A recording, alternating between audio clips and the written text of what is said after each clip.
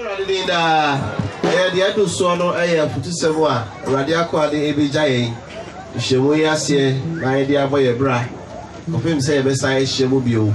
There was a Bacassia Page, elder in the Julia. And there must be, especially for this occasion, titled it, A Faithful God in an Uncertain Way. Now, I'll send try dance and Baka, but they brought them with Mediasiano.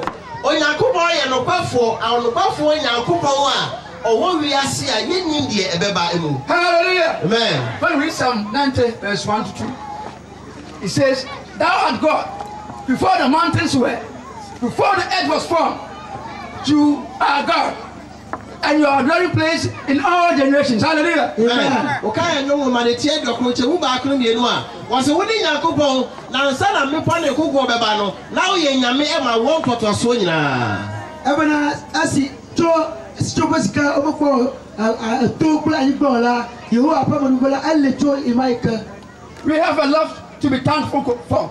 Thankful for the gift of life, for abundance of blessing, and for guidance throughout the whole year. Hallelujah. And whenever POC, then Yakupasi were home, then Yakupasi here, that's what I think. Then Yakupasi were not doing a home bro, and in the papier or the Amaye. And look at them, Yata Perahoa, Yata Perabana, and of Mika Akbar, Yata Perabana, and of Yula, you must never have to go to Fisiaji. He has seen us through the storms. When you come on like a poisson, far few now, dear friend in them. Through the fire, you ain't probably told to a chapel, Fada or Katama. But we have come out safely. Hallelujah. That's your free will ask you, give them kind of yet to Colombo, let's for farmer. Your destiny is not tied to a particular year. That this is my lucky year, this is my unlucky year. No, hallelujah. Or separate and self back who is a few a mafia, a few acre watch as a BBCB queen. Well, a poem man, you know, you want to have a separate because you dwell in God. God is your very place. And we say, what's your radical, a radical no trouble? He is your refuge. A radical job, Koshabia. He is the key to your survival and your well-being. Hallelujah. Put one in our software, a crown. And so in the year 2004, there will be sweet moments and sad moments. And on the few people who do not have a coming, and in your brother, and our home brother,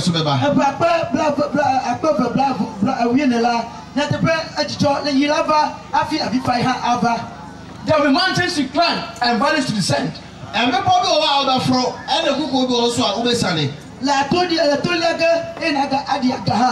But through them all, remember that. You are more than a conqueror through him that love you. Hallelujah. Amen. That's why I say, what's your opinion for? And I will have me account. Storms of life come against you. There's one who can calm the storms. Hallelujah. When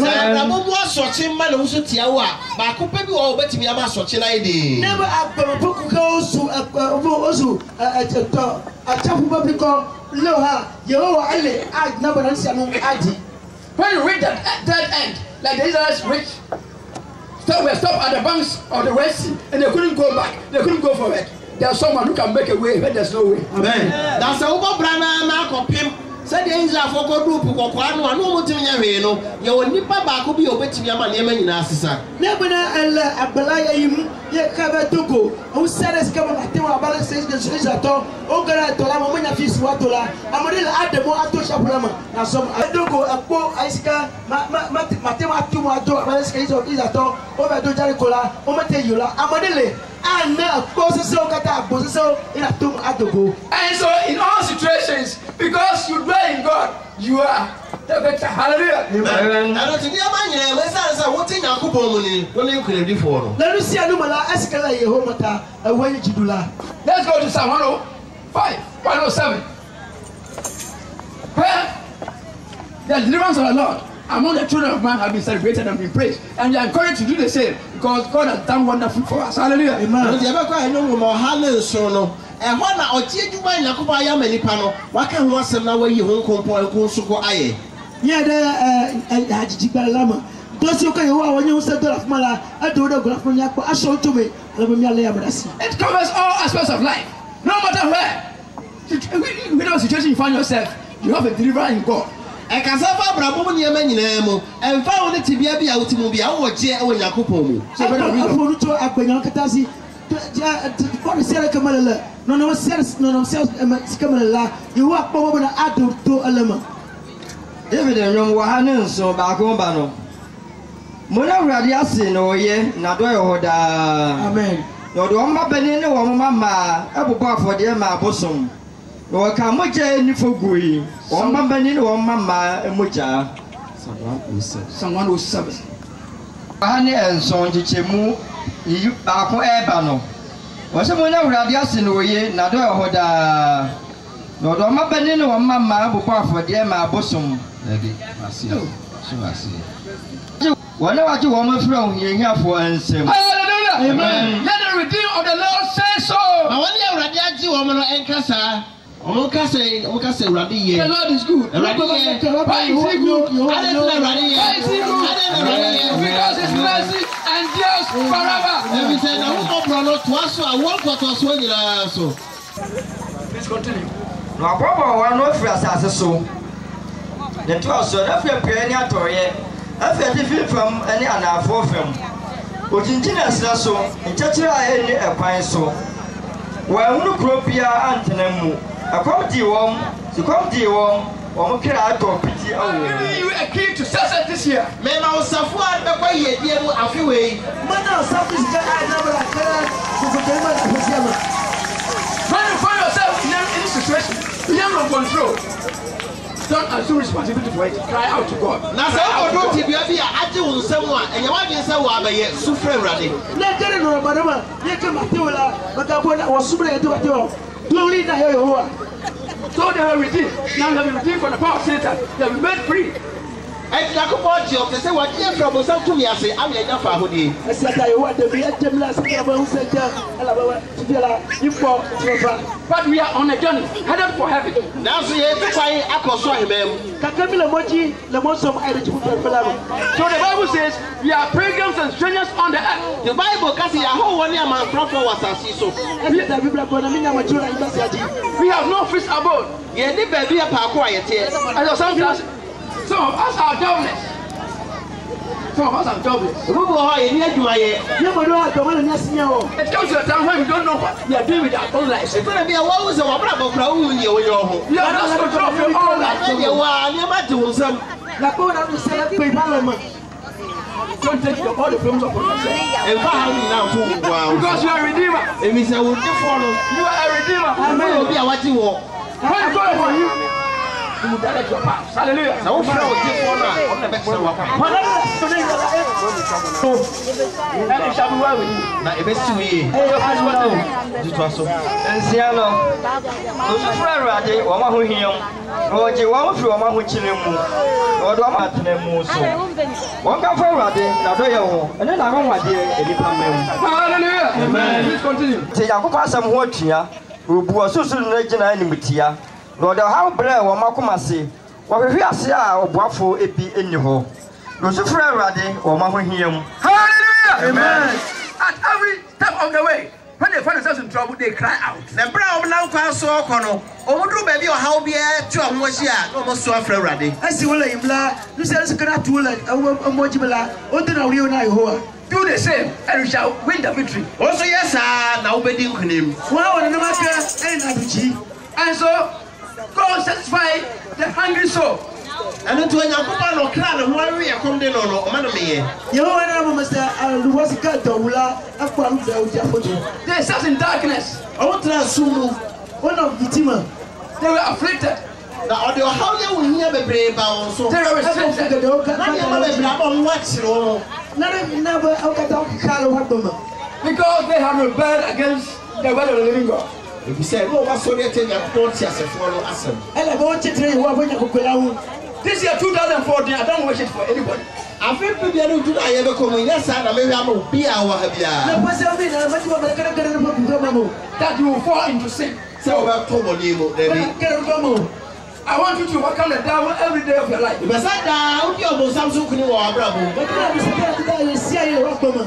I want you to wise up these tricks. was to Sono, some of them, now. When you are shooting, of course, the woman is going to open on the car. But that was red. Now, I was He's moving about like a lion, seeking someone to devour. I'm saying that how people will be over there, not in a cell. So if in the moment of weakness, when you are not fully you control yourself, the devil deceives you and you fall to sin. Promptly go down on your knees and seek favor. And your body, I walk back and name of some and a bonnet and a foul. When you wait, When that happens, go down your knee promptly. Don't delay. Service says here, I'm going to walk to them and Charon cry. Never pay. never in a magic clue, ain't a two grass in the car. When you pray the name of Jesus Christ, you shall be forgiven, and all curses coming out of that sin shall be taken away. So, Papa, so deep. What a one be free, and no man can be free. Somebody more than I never feel so. So, Major Cleto Buracola, no was your catala, while like a formula, I put us to add another you. And you came to me as Sano. No so far, Raddy, or one who him, no, you are moving one which remove. Where you are moving assuming as soon can be moo, no boo, a moon point remove. He sent his word. He sent his word and healed their diseases. So, smile us them, or smile us them, ever sour, Yadina. And so he says, God is worthy of thanks. And until I see a couple said, see you in the eye. I see that I watch a couple. He said, those people were shackled, were in chains. Was this any part of what they call them put their attitude woman? I'm going to remember more. Otoka for no blower gamma. But these are not people in prison. There's any power who worth yassi. These are people who are sick. Where we any power, may I? You know, like a pomo, when you must go to the door. In other words, they have been overcome by the disease to understand that there's no hope for cure. Now, Casa, the person says, ya didn't tell you on my baby and drone, Umunia, Sabian. Perhaps they said, how? The best member said, be away, Bonnie. Perhaps it was through spiritual attacks. The better member said, who and a baby a year warm. At the moment, on the phone, I know at the moment the point for Ochi. Whatever called the sickness, they knew what to do. Whatever called the sickness, they knew what to do. Now, they could dare call up my master at the end of the buy, Umunim, the omit my. No, she can't have a dollar when you say what you They knew there's a healer up there. Now, Munim say, yourself will be our sorrow. Whenever do you run a big doctor up there. Doctor Penny be was sorrow. Dr. Gato allergy of ma. As a believer, your portion is not to be sick. Now, so we are getting and now what Chafan say, obey. Hosato, Manato, when you're not at your door. Because on the cross of Calvary, Christ bore his own body your sickness and took it away. If you say Calvary, I send you so yes, so far, we are the end and what in our coy. Le Calvary to la photos when I chop with the level of Kutakata, quite that to Karachi. And so the sickness of affected you has been taken away by Christ in his body. It should remain in your body. And then the idea Kaya Wono, Christopher now when you pay them, and he say I didn't tell you pay them.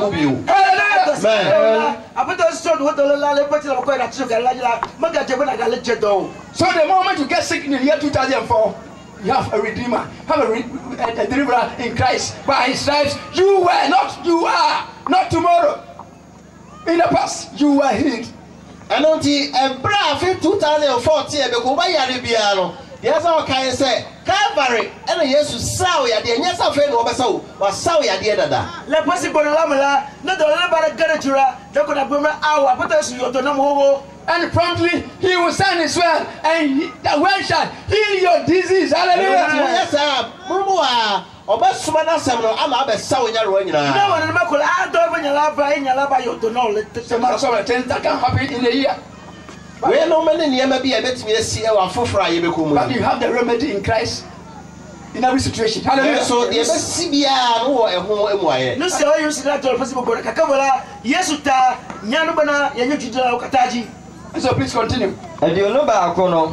One can forward in a doyo, and then I want the any pamem. One was it up for dear, don't find research and can in New York. The praises to God. And now you have to add offering because God is increasing the wonders of his works. Man. I never read it. Say, I see a day, I afford the Eka of Senya Cooper Duma or yellow, a fade a dorsal. kafu sikemia kafu wala lemia choka kafu vasa akpere wala bna dosi kawa yo wala lemia bola esupo. What has happened this time? What's God doing about it? Please continue. Aduonu miɛnsa no wɔn a wɔsan kɔ apɔso ahyɛn mu na wɔkɔdi nsuo akɛseɛ mu dwuma no wɔn na wɔhunu awurade no yɔɔyɛ ɛne n'anwanwadeɛ ɛbu no mu na wɔka ama ehum akɛseɛ turii na mmaa n'asɔɔkyen so ɔforo kɔɔ soro na wɔsan kɔ ebu no donkodonko mu ahohia nti wɔn kra hodwoe aduonu nso no okyi mu kɔ baa ɛtɔn tentan sɛ asabofoɔ. The sea can turn violent when storms lash at it and then create waves which travels to the sky and then down back. Etana bia epono bɔ patabribi ponsa soje no peja kɔ sorosoro pa na sɛ gya begum sɛ cream Na do garomola achefu abinachi yo mlina godo yo gachena mo afu achefu amla blow. At that moment the ship is in trouble. do sa na su hye na si poso no afei de na emu hu de on. Never makola tojifu am ado fo alabana odoga forama. Really like a drunk man. Etana bi abo se sa edu sa bre na wo se su hye no na to tintan ekobonkum ni nifa na him te sa saboni. Na no maila chafu aje na ba akrola atroso meska su hanumu no to ena. Tossing them up and down. Na ehwe mo kobonkum ni nifa. Ano yim leka. They are serious, but they can't do anything about that situation. Oh yeah, afarefo so do sa bre na omutimi nya ho hwe. But they know one secret. They know one secret. They know one secret. There's a man, a supreme being, who can calm the waves. Otufo kese be wetu ma poso che no ayedi. Onya amagana sikabana atemana bana chapwala azidi. And so this year, whatever storms you face, whatever waves you face in this life, there's a master up there who can fight in them. And if you feel way, how ya so chi bi abafa abrabo mu no. Okese bi wo soro a obetumi amani nyina ayedi. Amen. Aseta posemala chapwala malaka aloya pupu sikana pukutula chipofiola alle kare maji adotola. But we don't go to sea. So how does it apply to us? Na ya so no no ya nya afarefo ya nko poso ti asaba wa kai efa ya ho bai. It has a value of our lives because in the Bible, sea represents also a sea of people, many people, multitudes. And also, so I have a Bible, no Casapoa, a Pujama in the Peku Casapo, 1 year, my baby. Chapu, not the Gola, Bible, go to the Gola. I got top of Verse 17, verse 15 says, the sea represents tongues, nations, and multitudes. And so, the sea of people means the society we are moving among people, so many people. And on to carry this, I do so, Chemodu, was here put on my Monsieur Quana Casahodo, and the opponent Roma, and Nipa Bebre, and Namu, Edias free over sea. Yanadefia, we are Tolagona, a chapula, alle, ever not chapula for chapula, ever if you are Amagoto, Shola, a hole, in Bajila, Boya Chapu. That experience can be exciting sometimes, but at other times, it can be very, very frightening. Na niema uhunu bread ni ewi asi wudi wo kukuru asi no tore bia na enika e tore bi so aya na ehu pa na la go to you to mo so la ni bajira garomola ichimo fale garomola la ko na apa kore ji to when you are with the right people, life can be very beautiful. So when in papa na mo a unsa brabo kra ewi asi ede ko yie pa ku kura mo nyume so la ko na apa bi na to your loved ones smile and you smile back. Most of our door for almost 3 years now, so I said, I will money me. I must you lola, what come at the go, they engage you in conversations. Oh, no, big thing come up, can't come over. When you have worries, they provide a shoulder for you to cry on. Now, so how baby, I will so much for us, you bet you so Sabaya or a betchy. Never to Caramala, what about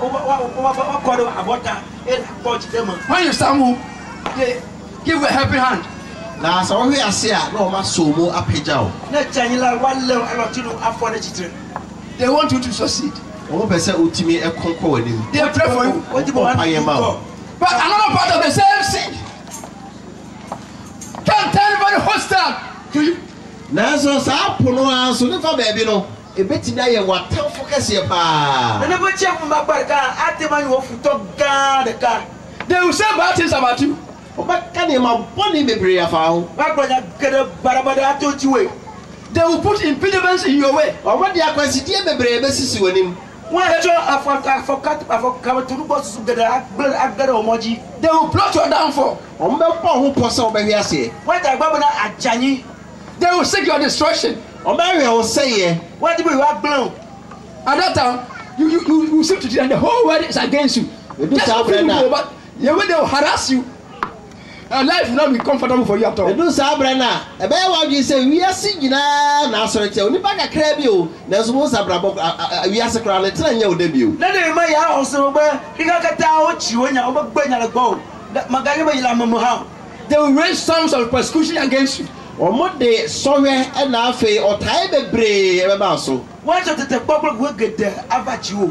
And that they will drop upon you like waves of the sea. na omo sori agu so tse de epo asoroche e Ẹni na wà fún ehu so àṣìṣe jù àbọ̀ tíyàfó bá owó ẹ̀ náà. In Psalm 69, King David prays to God that the waters have come up to my soul, not waters. Enemies have come up to my soul. Amen. Trying to destroy me. Hallelujah. Amen. na o ka yo mo te dia sankro no e David bo mpa ye se esubonti na bua fa me kra so enye insubonti keke o na nipa na asori atia no se de esubonti atwa fa no so Blade washikila egbobana echi lem lem bi ami peji manya to gromolo agboto bi osi okele fudemila wa ma so etole. He said those who are against him are more than the hairs of his head. na de o ka ni se nipa asori atia mo no omo do so chen timi kura egu ni ti so Ogbobana amasi o chitere ewula odo osugbo we tada o. That's a frightening experience.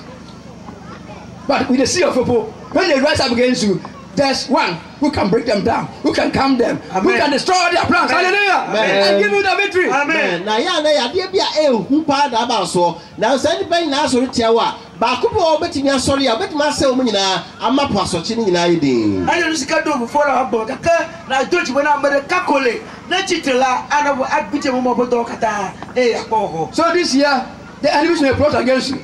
But the most important thing is not the enemies, the one who can fighting them. man and on the afiwe atamfo bebre bebo po atia o na mo nya atamfo mo sori tia no mo hia na mo di obetimi abre o mo ase no ono na no hia Esiata afutoke da chitere unti kaka magavo ala bona amerika pe ko ele atimon na ne ma enti labu atogbe aywe. And Psalm 124, David thanks God, saying, if the Lord had not been on our side, then the proud waters, meaning that many enemies, would have gone over our soul. okay no mo ha di onu nine na o se se nya rad na we fa enke bra atamfo sori tia no kai subonti ebu afa ye kra eso Hajiji ala fara ka bla von le ebona na manye apotole le me wa paji ola vodito wa dumiaji achomiaji abochafu na. But God broke their snare, their trap. na so rade abubu o mu fidie ni nyina Hallelujah. amen ye mboa ewo esafo rade Ala be ndi be kpero ntonya safo Yehowa sikele jipola. So I don't know the enemies that will come and plot against you. ano In de the year atamfo a afi edi ani mu yi o me sori abebo po etia wo Ati asiata futore kamele ati masite unti la posi gbanalamo. Ga subana ile kakwela atoju hulamo. Jesus is in the boat, but he's asleep. Amen. yes kristo o ka ho so hye no na so wada Follow upon him. So le atoju hulamo kaka edono. so frɛ no Wake him up. You ya no And when he rises up, na so sori a he will say, you waves, you stop, yes. be calm. yo be kan se po asoche mu nyina onye di Potela agbona fu achafu misino doe. And there shall be great calm. na asumdua na se di ye kese pa beba And people will say, what manner of man is this? na de amanfo be ka se onipa ben kra di That even the sea and the waves obey him. na Hallelujah. po asoche kra ye setie etie no Amaka mo bienye sia sika achafu papre ya wo do na tema. So you have nothing to fear. eno tu ni bibi a so usuro Brother, read on. Go. Aduonu nkron no wo ma hum ne yekom na na so che ne yekuni na wo ma ne gye se ano adwukom na do wo mkọ wo ma ginaye a wo hwehwe ho no aduasa ba akro kan fo awrade na do ye ho ne na wanwade nipa mmam na wo ma no so wo ma yehia yem na wo yina ye mpanimfo adwabo mu wadane asobɔntene ama no ye sere ene nsuye ne wa ama no ye nkyekere. From blessing to a curse. He turns the springs of water into what? wilderness. Ɔde firi nhyira mu ma ɛkɔyɛ ɛnome na ɔdane nsuo ɛma baabi a yɛ nsuo aniwa no ɛdane srɛ pɛsɛɛ. For a very special reason. Yɛ botaeɛ sonko bi nti na ɔyɛ saa. Related to your redemption. Ne nyinaa fa ɔgye a To your ɔgye wɔ no peace and your blessing. ɛne wo nhyira nti. Hallelujah. Amen. Na afei ayɛ frɔmfrɔm ama nneɛma nyinaa gu so. Lucy Emmanuel Podium Viola, a person of our throw, you want to know but Because God is going to take a special interest in you. Ebi sɛ ɔho asɛm ɛne deɛ ehia wɔ no Onyankopɔn bɛma n'ani ɛko ho paa. And he hasn't finished with you, so please continue. Ɔyɛ saa na ɔno nwie o. Aduasanson no na ɔyɛ mfuro na ɔtete bobe nturo na onya nɔbaeɛ pii na ɔhyia wɔn ma wɔn ase kyene bebree na wɔama wɔn afie bua so ɛnhwan. Hallelujah. Amen. Wala chi wala kabeya galosi la bible enye boyisi kala yewa subo la jojo enye mala nukata baga zukole basana hisi ama yo da bulale avado. You shall bear fruit in your season. Na ɔbɛso aba ɛwɔ wo pere mu. La cheku la bulaji And it shall be well with you. Na ebesi wo yie. no na ha. You shall ride in the nice cars. Amen. You shall also buy nice cars and ride in. Oso bɛtɔ kaa papa ɛfɛ paa na wɔfɛ. You will live in nice houses. Oso bɛtɔ yɛ fi a ɛfɛ paa mu. Because now is the time of reward. Ebi sɛ brother so sɛ Nyankopɔn tua wo ka. God is going to reward you. Nyankopɔn bɛ tua wo ka. He's going to reward you. Nyankopɔn bɛ tua wo He's ka. going to reward you. Nyankopɔn bɛ tua wo ka. He's going to turn the word of the wicked over to you. Ɔbɛdane abɔnefoɔ agyapadeɛ de ama wo. And you add no sorrow to it. Na awɔfa wiase haw ne awerɛhoɔ biara nka ho. You fear nothing. Wonsuro hwee. Because your wealth is not ill-gotten wealth. Ebi sɛ wo agyapadeɛ a wonyaeɛ woamfa kwanbɔne so na nyaeɛ. You may go one day to face the sole commissioner to explain how you came by this money. No. Ɛnyɛ deɛ wote hɔ adaka yɛbɛfrɛ wo sɛ wokora wo sika a wogye yei ɛnti aseɛ nim nti bra na bɛkyerɛkyerɛ mu daabi. You be taken to court, charged with causing financial loss to the state. No. Obi a mɛkye wo kɔkɔɔ to sɛ woayɛ bɔne bi adi ɔma adwim ama ɔban abɔka. It will be a blessing of the Lord. Ɛbɛyɛ nhyira ɛfiri Nyankopɔn hɔ. And there shall be no regrets. Nyankopɔn nu ne ho koraa sɛ ɔde ma wo. No trouble. Ɔhaw bi ama ho. No pain. Yadeɛ bi ama ho. But every good thing takes time. Nanso adepa biara yɛ ana ɛhyɛ nansa na ba. Hallelujah. Amen. Hallelujah. Amen. Hallelujah. Amen. And so keep your fingers crossed. Ɛno nti kɔ so ayɛ din na twɛn. God is going to bless you to blow your mind. Na Nyankopɔn bɛhyira wo ama wo a ɛbɛboro w'adwene na wo nte aseɛ so. You stand before the mirror and ask yourself, am I the same person? Wo bɛgyina hwɛ no aka sɛ ei me paa menie. You will pinch yourself to feel if you are your old self. Wo a wobɛsɔ wo nipadua ɔma mmia sɛ ei enti me paa menie. And there will be no explanation. It is a blessing of the Lord. Na wo It is a blessing of the Lord. kyerɛhyɛ mu The bia blessing of the Nyankopɔn Lord. hyira. Hallelujah. Nyame hyira. So please continue. Aduasanson no na afei wɔn so hwane na wɔbrɛ wɔn ase ɛnam hyɛ so ɔhaw ne awerɛhoɔ hyɛ enti. Hallelujah. Amen. He hasn't finished with you. Neither has he finished with the wicked. God is going to pay them in their own coin. Ɔmo nam kwanbɔne ne nhyɛsoɔ so ɛna nyɛ ɔmo agyapade Nyankopɔn bɛtua ɔmo ka sɛdeɛ ɔmo nnwuma teɛ.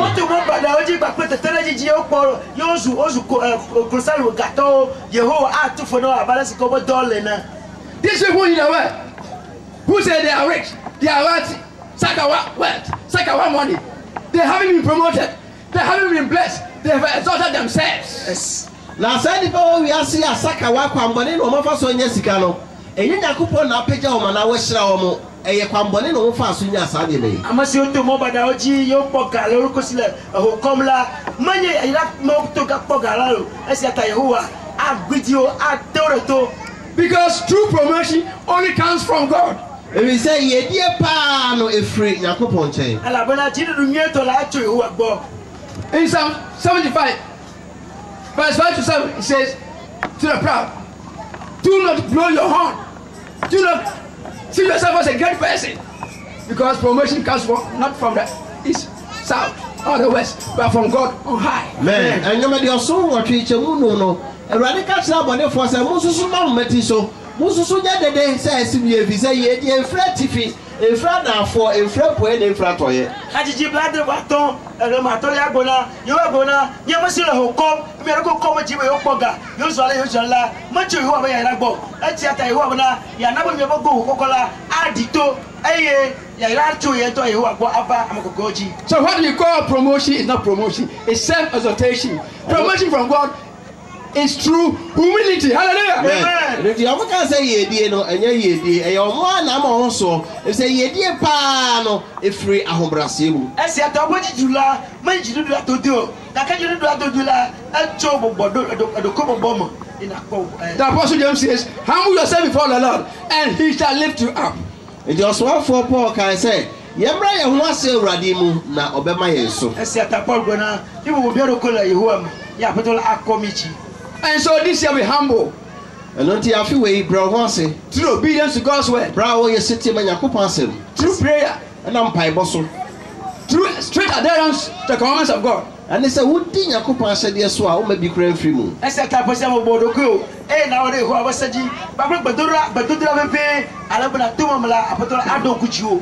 And the faithful God who never fails. Now, Yakuba no coffee, only Yamadano. Yo, and the Tabotolasica Mabinamola. He shall lift you up. And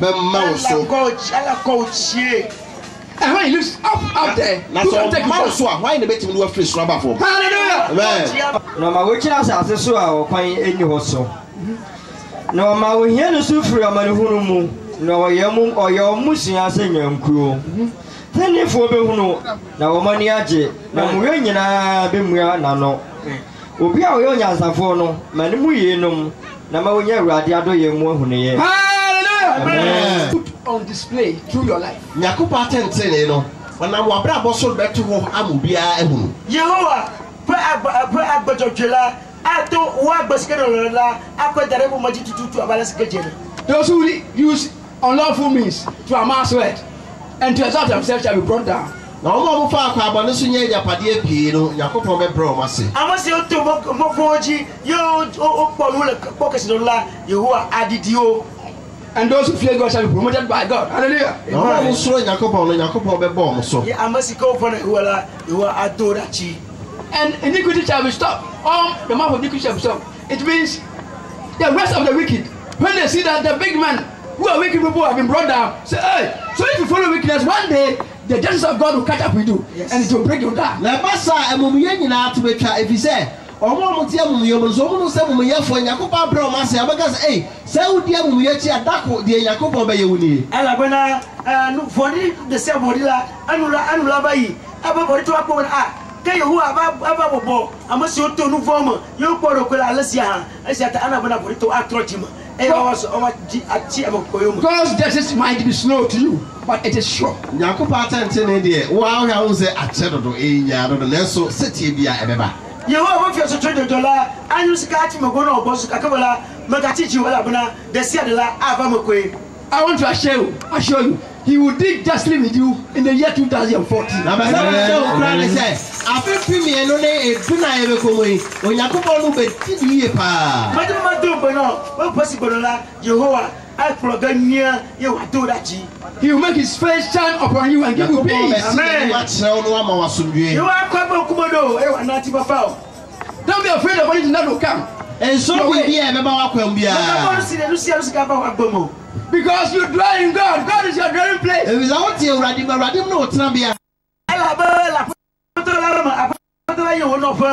May you order ourselves in the right way, in the prosperous way, so